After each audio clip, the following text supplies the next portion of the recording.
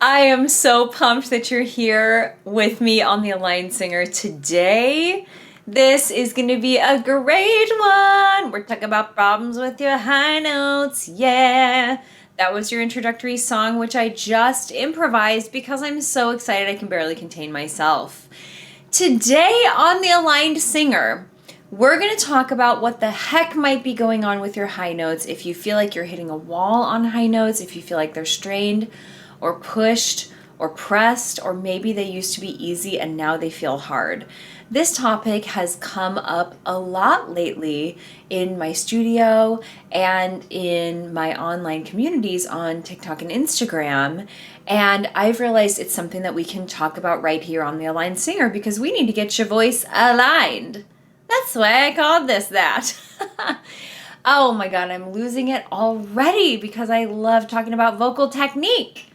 Before we get to this technique shebang, let me introduce myself. I'm Sarah Hockey. I'm a professional classical soprano. I'm a voice teacher. My expertise is in vocal technique. Not surprising whatsoever, we're going to be talking about vocal technique today.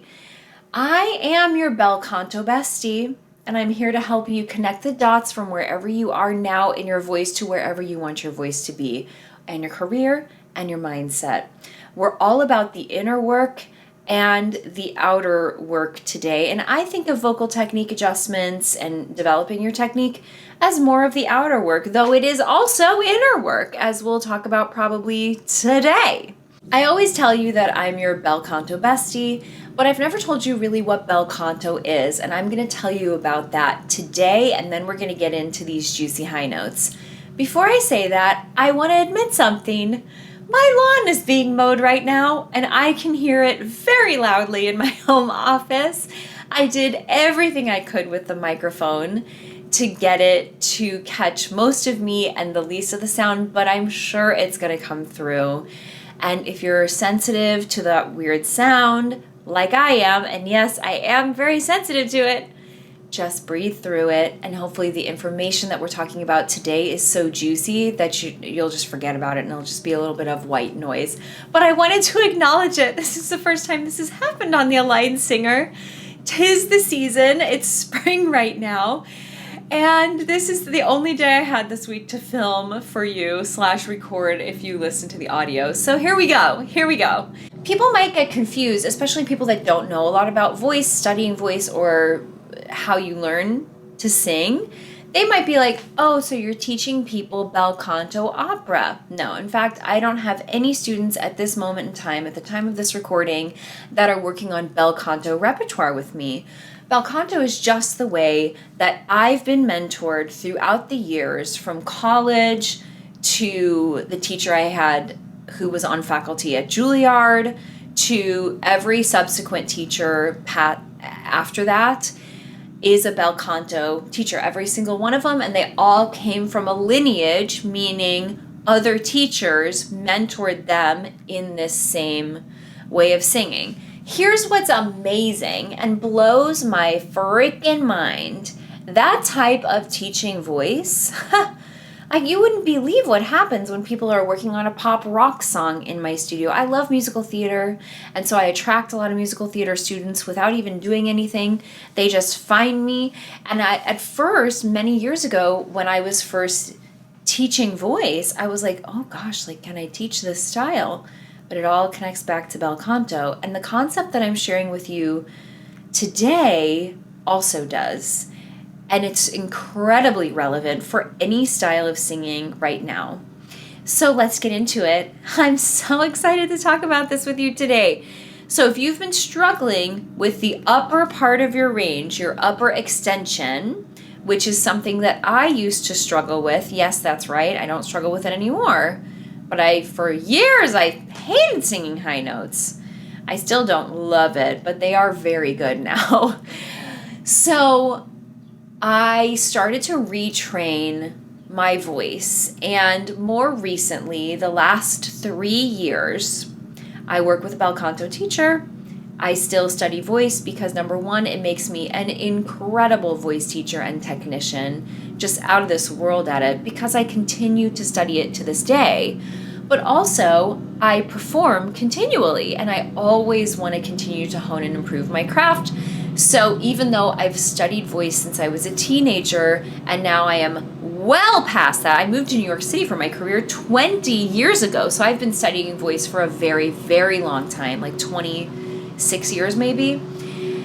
I still do to this day because I want to keep my voice at the highest level, just like a high level athlete. That's what we do. But recently, in my own vocal journey, we've been working on my high extension, which I thought was gone. I thought it was lost. I really did. I didn't really care because I don't sing up there. It was weird because I'd be like, na na na na na na na, and then nothing would come out, and I'd be like, that is so weird. So 3 years ago, I started working with my voice teacher, and he'll go in different directions because your relationship with your voice teacher, let's hope, is very long lasting. So I've been with my voice teacher at the time of this recording for 11 years. And only recently did we start to move in this direction, only the last 2-3 years. He started to have me do these tiny squeaky whistle tone sounds. What is whistle tone? Let's make sure you know what that is. That's the highest registration that your voice can do. In male voices, it's your falsetto. In female voices, it is sometimes it's called the fourth voice. It's called whistle tone. It can be called flute tone. It can be called your high extension. It's a very interesting part of the voice, and it has all these different names because it is somewhat, I think it's hard to name because it's a very ethereal and kind of like powerful yet teeny tiny part of your voice. We started to connect to that in my own vocal practice several years ago, and it really influenced how I teach voice now over these last 3 years because I was opened up to a whole world in bel canto that just really started to make even more connections for me in my understanding of how to develop someone's technique when I'm their voice teacher, when I'm mentoring them. If you, like me, hated high notes or hate high notes, don't like singing up there, try to avoid repertoire that goes up there. If when you're warming up, you always avoid singing up there. If you feel like you're screaming when you're singing super high, if you feel like your voice won't make any sound at all, that's very common. A lot of my students have started off like that. If you're like, I'm an alto, I have a low voice. You might not really have a low voice. You might just have lost extension to that part of your range. In fact, if things are not coming out and if it's coming out squirrely, that is your answer. You've simply temporarily lost the connection to that part of your range, but it can be regained and retrained. And isn't that great news? Here's the juicy, I'm about to spill the tea. I can't believe I'm giving you this much gold today, but I want to empower you with this information so that you can really have a better understanding for what's really going on in your voice.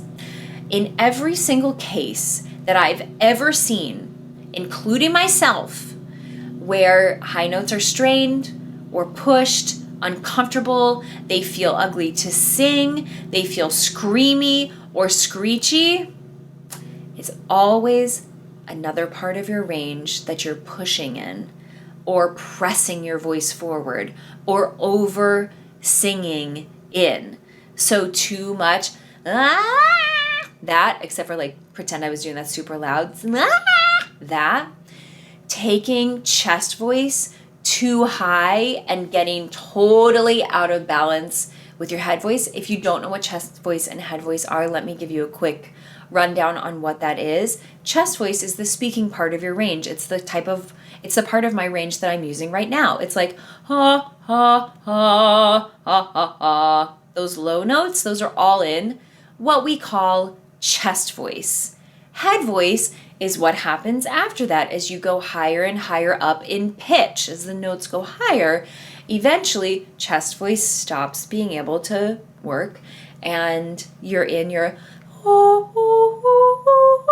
head voice. And it tends to be, that's why I think we named them this, Head voice, you can kind of feel the sensations more up in your head.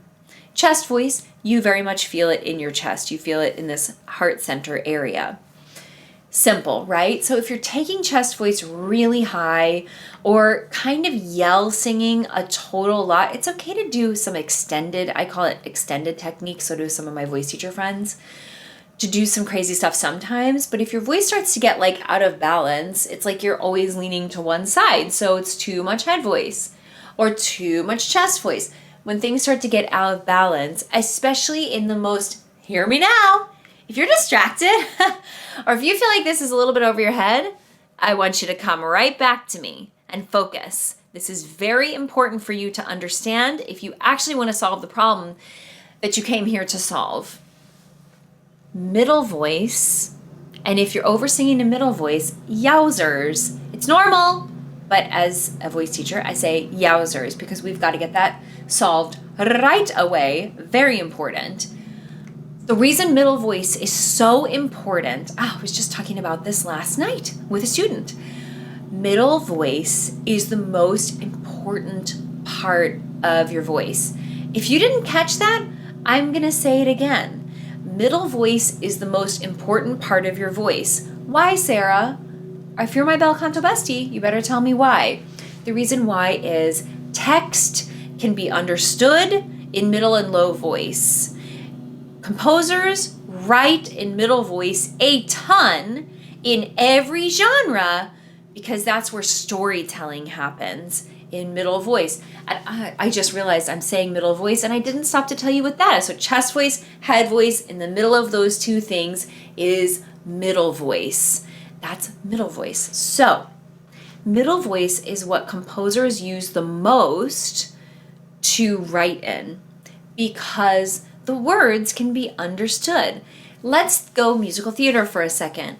I am a classical soprano who loves musical theater.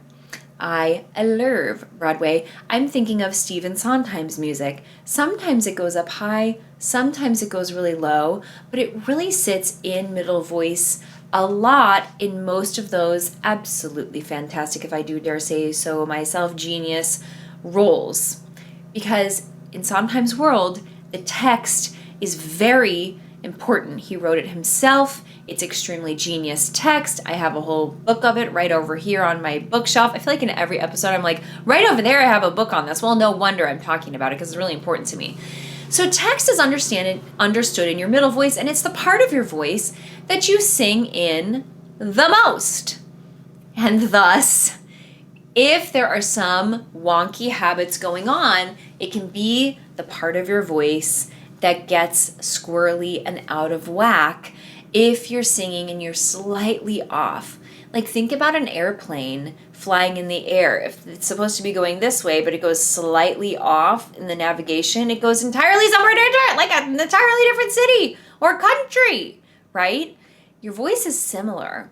So if you start to go a little wacky in middle voice, because, whoops.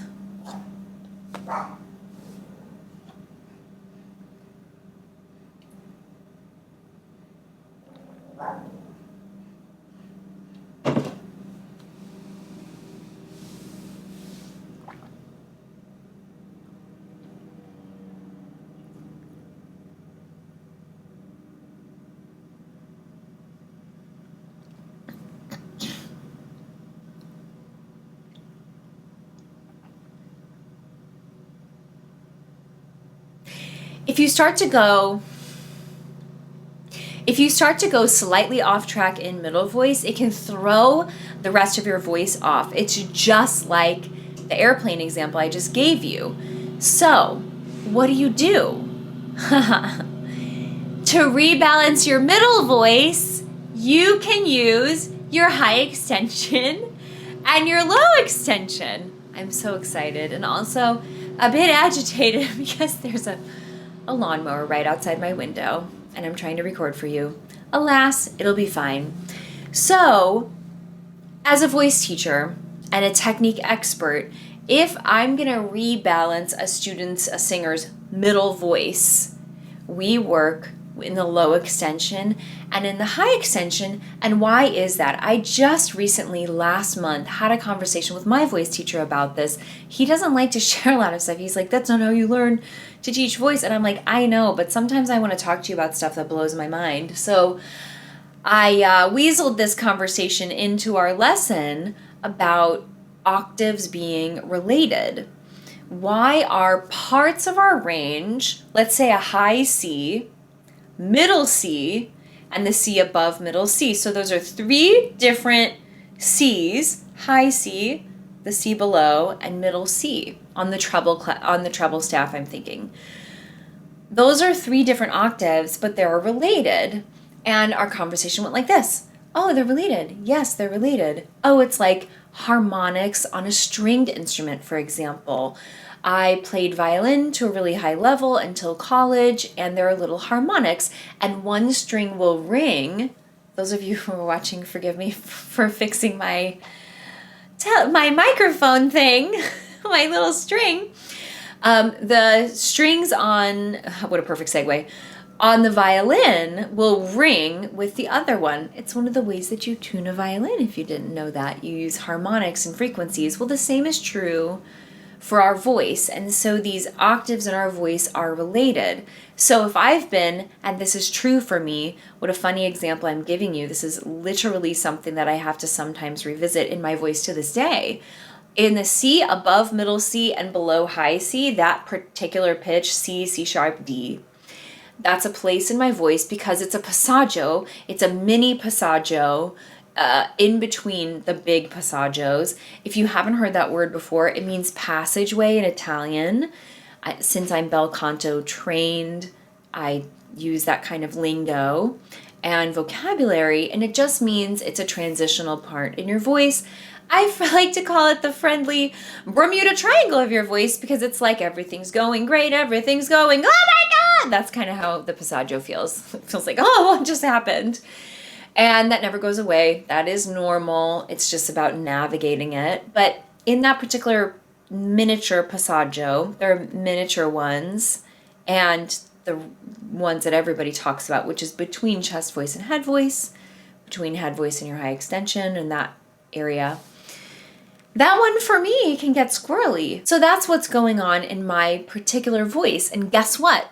That transition in the C above middle C, it's also a transitional place in my voice for middle C, so the octave below, and no surprise here, the high C, the high notes. So you may want me to be like, do this on the high note, do this on the high note. That is not how you actually improve high notes.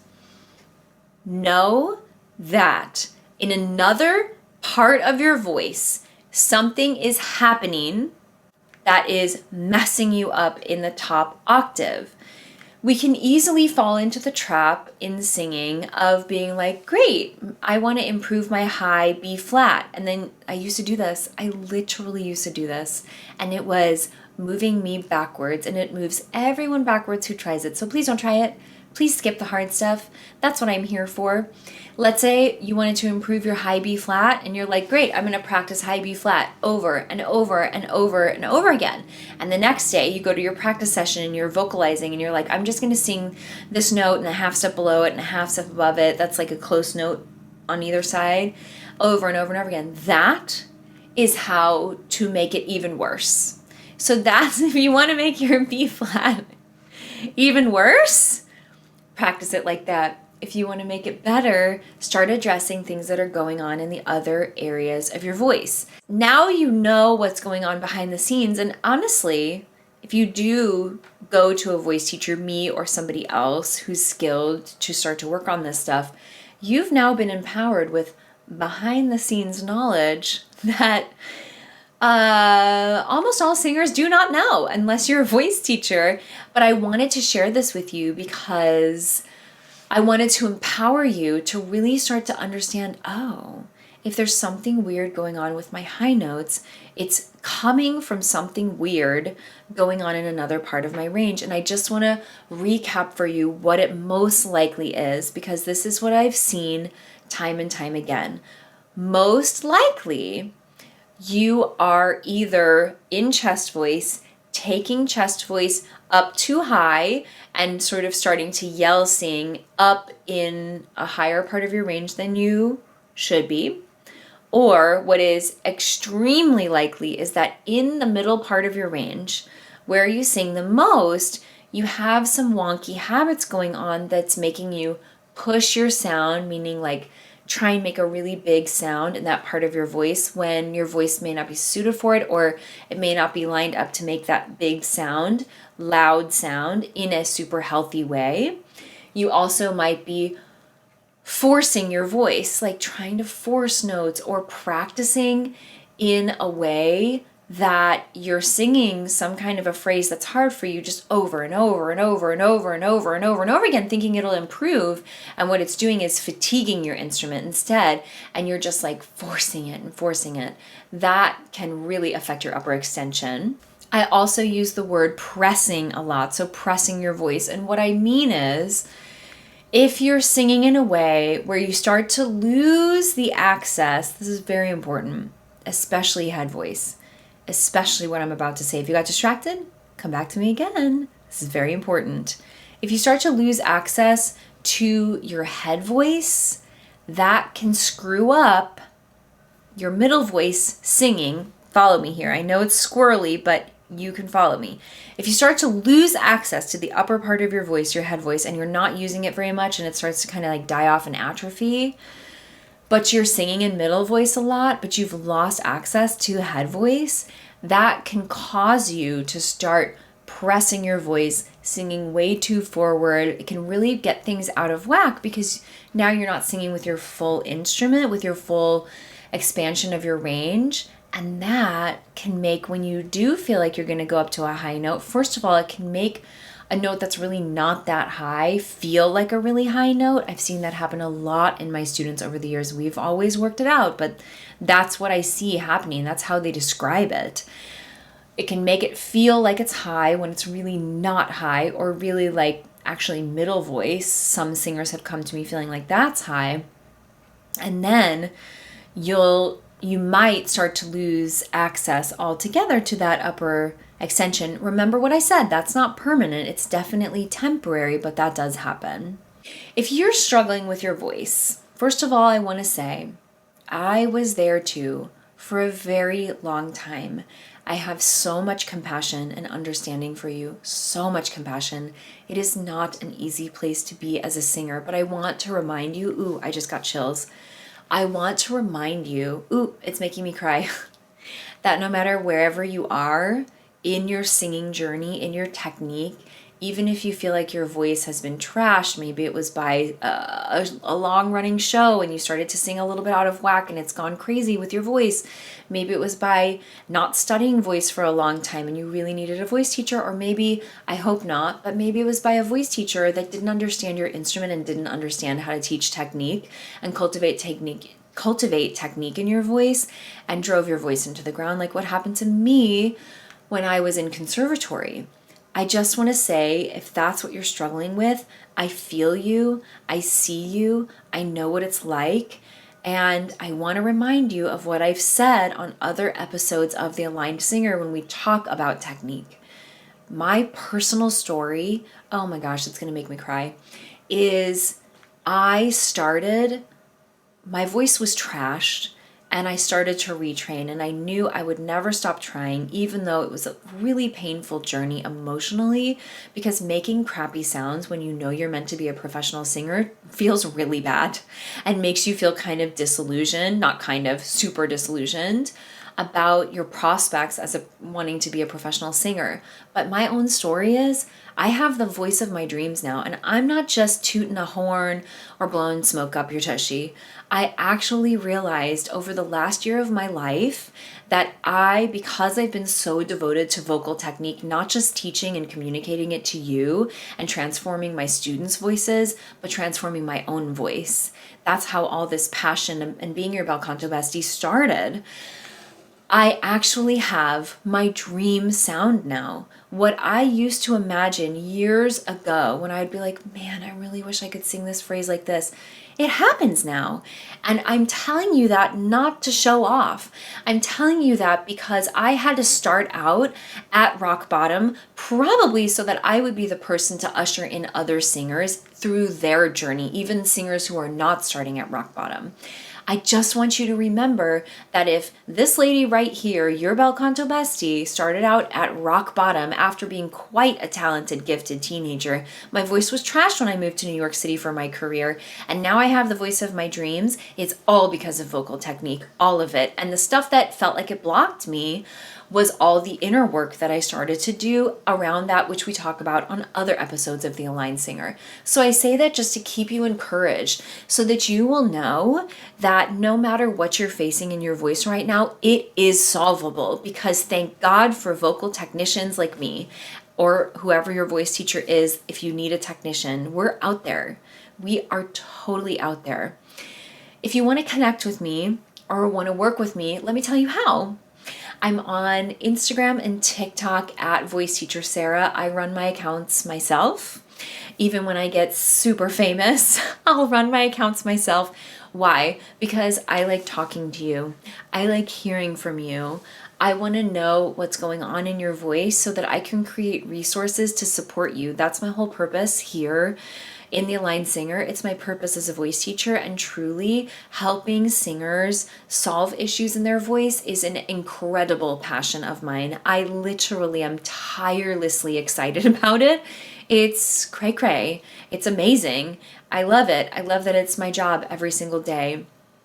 And if you just want to give me feedback on this episode, if it was helpful, if there are things that you want to hear more about, or you're like, wait, you said that one little nugget and I want you to go deeper on that, I want to hear from you. I want to know what you want to hear. Your feedback is really important to me. I've actually never framed it like that, but it is. I give feedback all day long in voice lessons. I want some myself. So help me make resources for you that are going to really, really help you. I'm not this huge well and library of knowledge for nothing. It's so that I can help you. You can also apply to work with me. If you Google Sarah Hockey Voice Teacher, you'll find my current website. I'm undergoing a reconstruction of my website and my brand. It's really exciting. We're probably going to move over to The Aligned Singer. I'm so happy about it. I'm getting chills. I'm so excited. It's a lot of work and it's going to take some time. So at the time of this recording, I have a different domain and different website. So just Google Voice Teacher Sarah Hockey or Sarah Hockey Voice Teacher, and I'll pop right up on the Googles. And I would love to work with you. You can apply for lessons, you can apply for private lessons or one of my group programs. I teach worldwide remotely.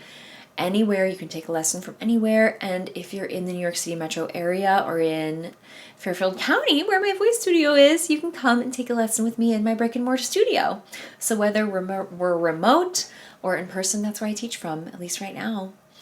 I'm so glad we got to talk about this. High notes can be a topic that brings up a lot of emotion, especially if you've struggled with them.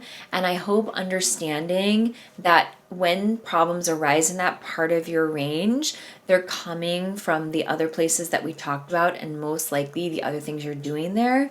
I hope that's really helpful for you to know. There's always a way through. You can always retrain. Make sure you're vocalizing in ways that line your voice up to its most ideal state. That's the whole concept of bel canto.